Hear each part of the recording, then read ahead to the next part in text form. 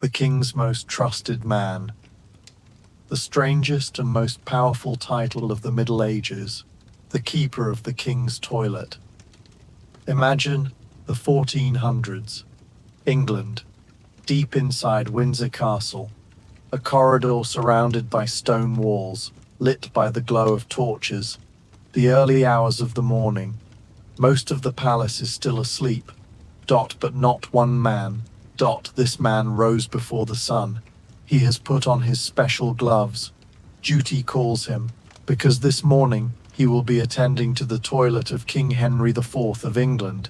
And know this man is one of the wealthiest, most influential, and most trusted people in the entire palace. To slander him is a death warrant. For him to fall from grace means the collapse of an entire family.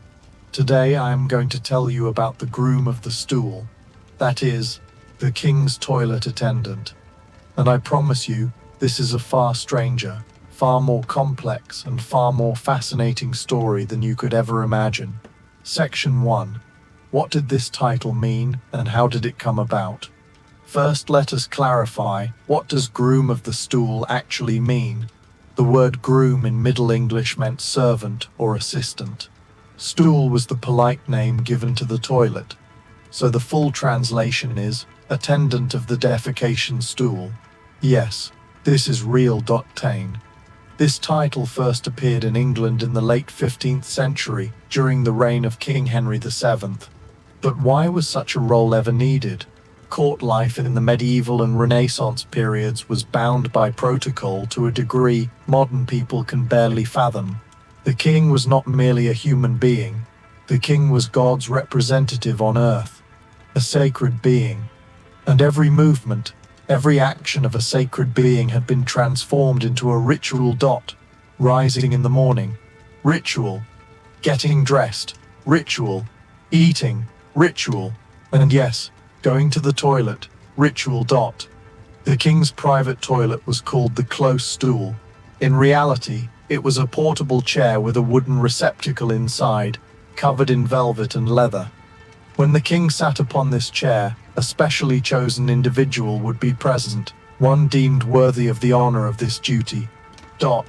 What exactly did this person do? The first and most obvious duty was this: to be present, to stand beside the king while he relieved himself. But wait, things become far more interesting. Because according to the medical understanding of the era, the most reliable way to monitor the health of a monarch was to examine his excrement. Yes, truly, royal physicians would assess the king's state of health in this very manner. And who carried out this assessment?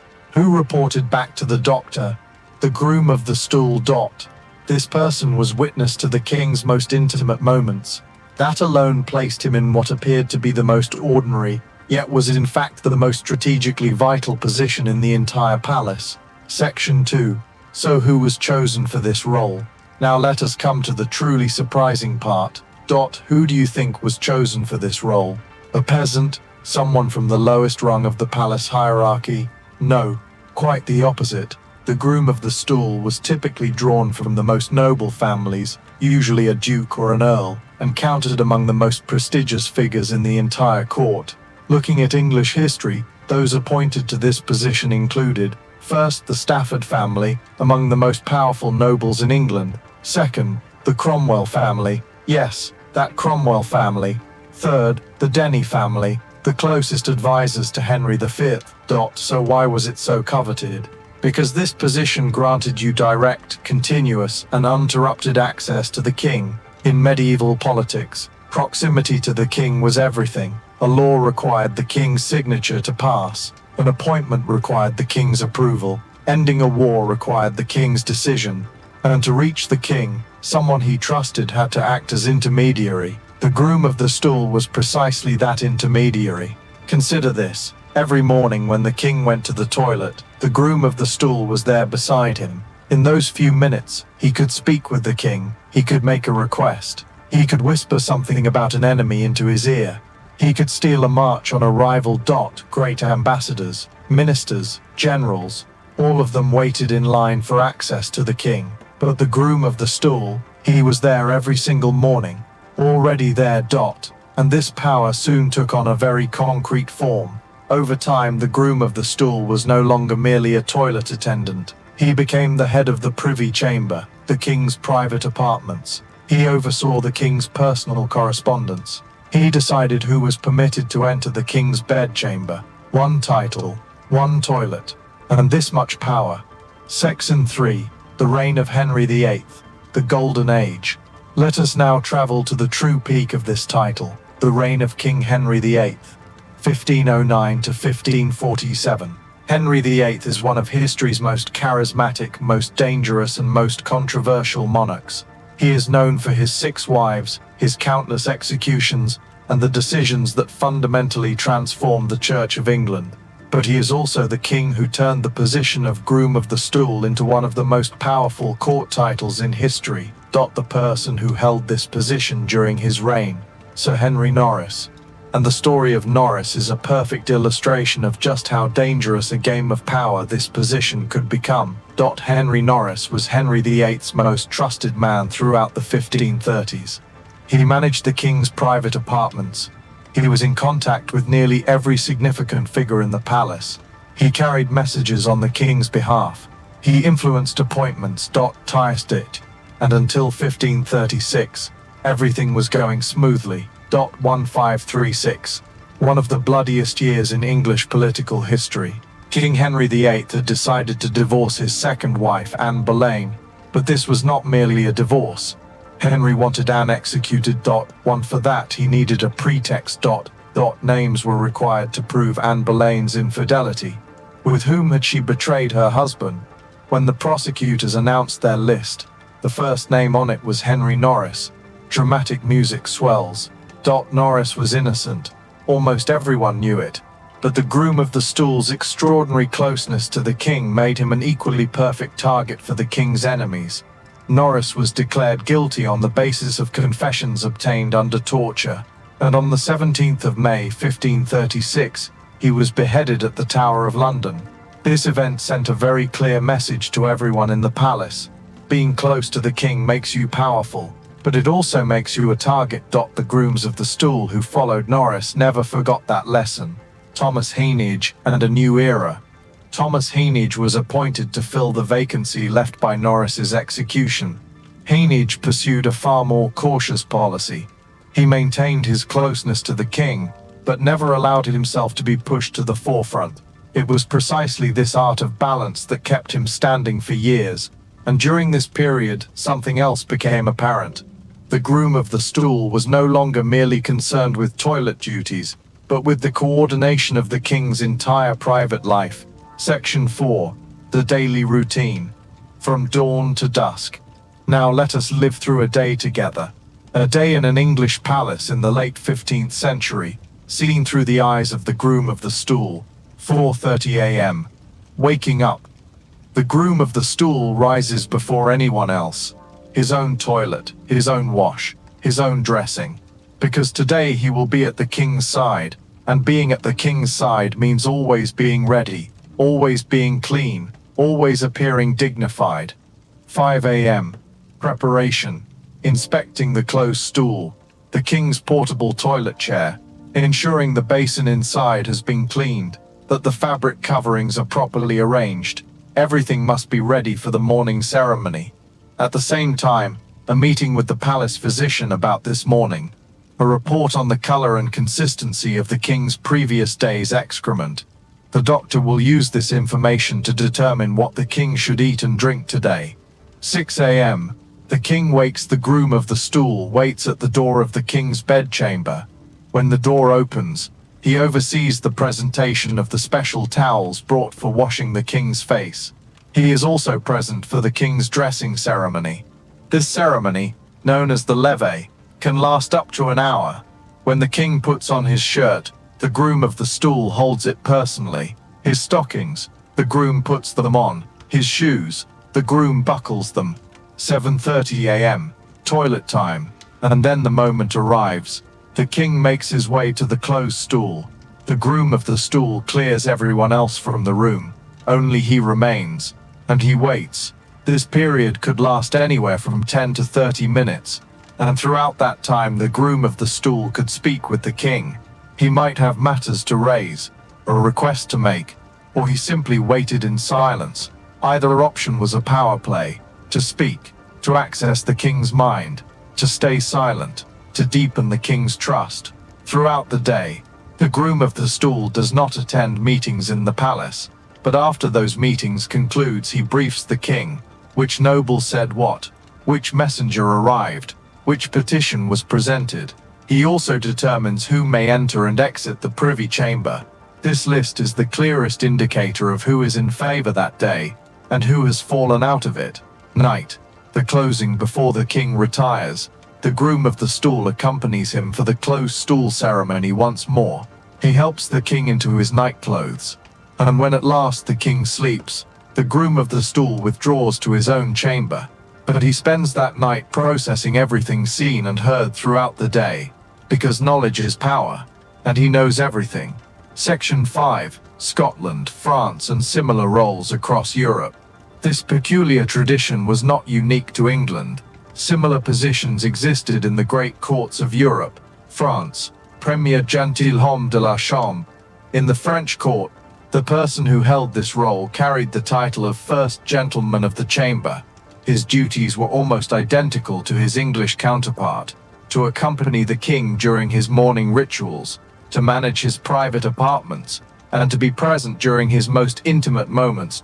During the reign of Louis XIV, this position became the political epicenter of the Palace of Versailles. The person who decided who could enter the room when the king awoke each morning determined who held power on that particular day. One of history's most famous expressions comes from this period: being at Versailles.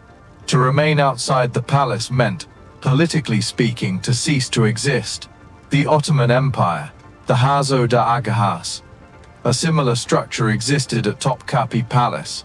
The Hazo da Agahas, those who had access to the Sultan's most private chamber, the Hazoda, were the most trusted men of the Sultan.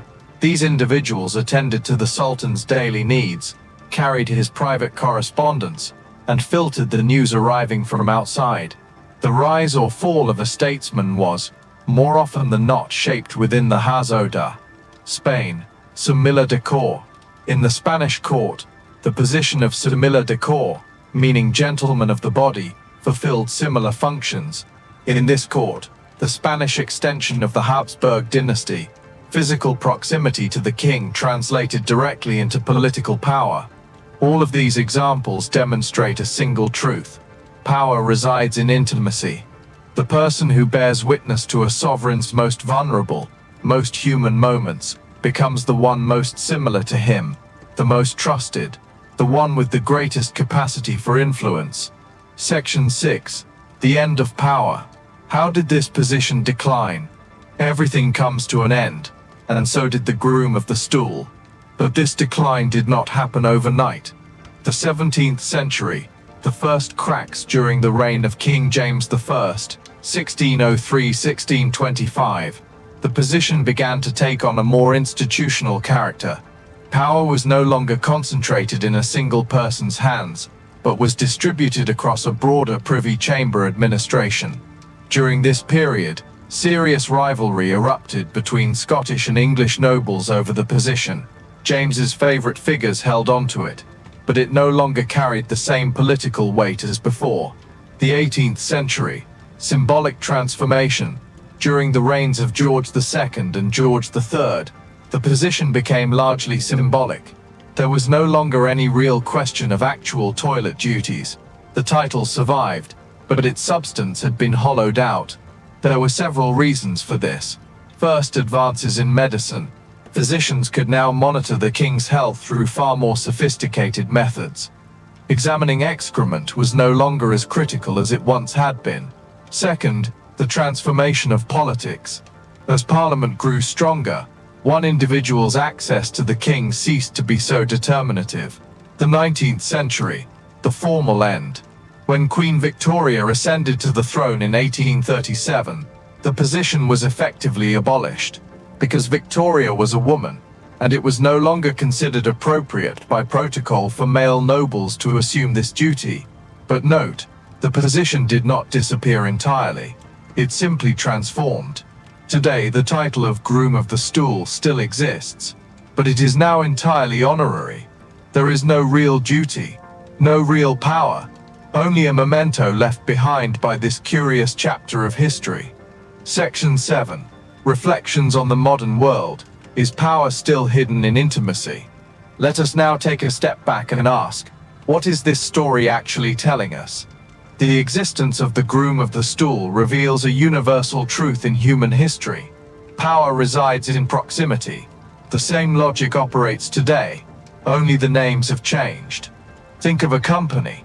Who is the CEO's assistant? Who arranges the meeting calendar? Whose call gets put through, and whose does not? This person may not be the most officially powerful person in the company, but they occupy the very top of the informal power hierarchy. Or consider a government, the president's chief of staff. Which file lands on the desk? Which advisor's voice is heard? Who gets shown into the office? And who is left waiting in the anteroom? There is a deep continuity between the medieval Groom of the Stool and the modern world's, quote, gatekeepers, quote. Power is not always concealed in formal titles. It is hidden in daily access. Who is there in the mornings? Who is at his side in the evenings? Who is privy to the most intimate moments? The answers to these questions reveal the true map of power. Closing the story of the Groom of the Stool shows us how something that appears absurd on the surface can carry meaning of the greatest depth. A toilet duty, but in reality, a position of power. A service role, but in reality, an advisory post. An embarrassing job, but in reality, a throne that the most powerful families competed for across generations. History constantly delivers us the same lesson. Status is not always visible, power is not always loud, and the most important people are not always those who hold the grandest titles. Sometimes the most important person is simply the one who is there at 6 o'clock in the morning. If you enjoyed this video, don't forget to subscribe so you don't miss my upcoming videos about other strange yet deeply meaningful positions in history. You are in a deep sleep right now. See you in the next video.